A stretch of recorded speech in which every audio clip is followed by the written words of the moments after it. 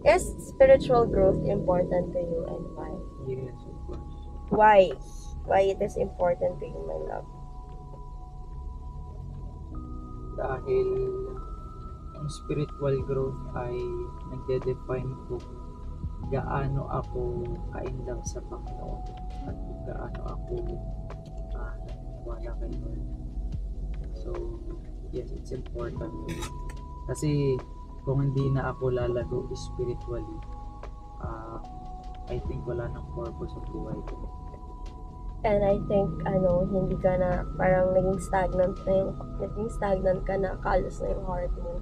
There's no desire anymore to know God in your life. Tsaka kapag malago ka spiritually, you know All aspect. you know how to live right in this world. Yeah. Not only that, you know how to please God and make an impact to the generation or malaking malaking hatak siya para sa ibang area ng buhay mo. Kasi kapag minatured ka ni Lord, I believe na lahat ng mga area emotionally, physically, madadamay sila. So it is really important to have a spiritual growth. Can you encourage others, love, to grow spiritually? How can you encourage them? Dapat maunawaan natin na kung lumalago tayo emotionally, lumalago tayo physically, napakahalaga na lumago tayo spiritually. Kasi without spiritual growth, there's no purpose in life. Hindi natin malaman yung very reason kung bakit tayo create ng Panginoon, and that's the worst na pwedeng maranasan ng isang tao, yung mamuhay na hindi yung walang pera, mamuhay ng walang purpose. So, yung mga bagay na nakikita yan at nalalaman yan when we started to grow spiritually.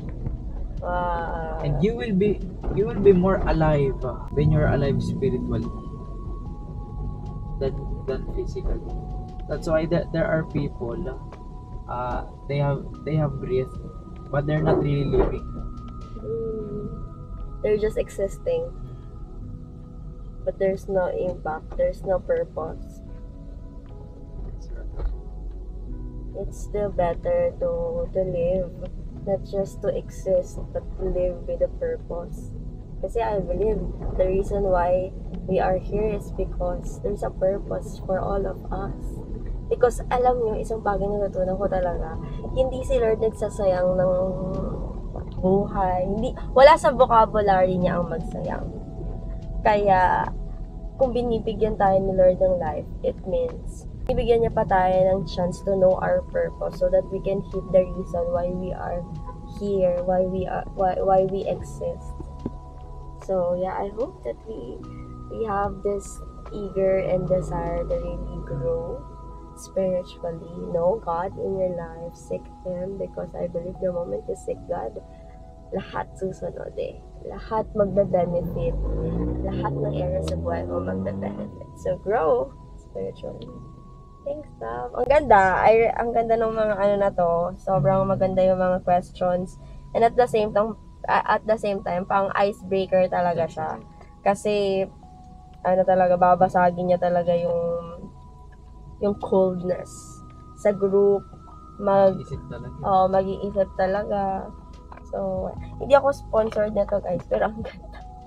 Nag-add na lang ako, nag-small group lang ako. I just know the value ng mga gantong bagay, kasi malaking help siya sa mga small groups, especially for the mentors na nagli-lead, na hindi alam kung paano babasagin yung coldness sa grupo nila. So, have these kinds of materials, kasi ang kagandahan naman sa generations natin ngayon ay may mga ganito na pwede nating magamit. Yan lang. Bye, guys!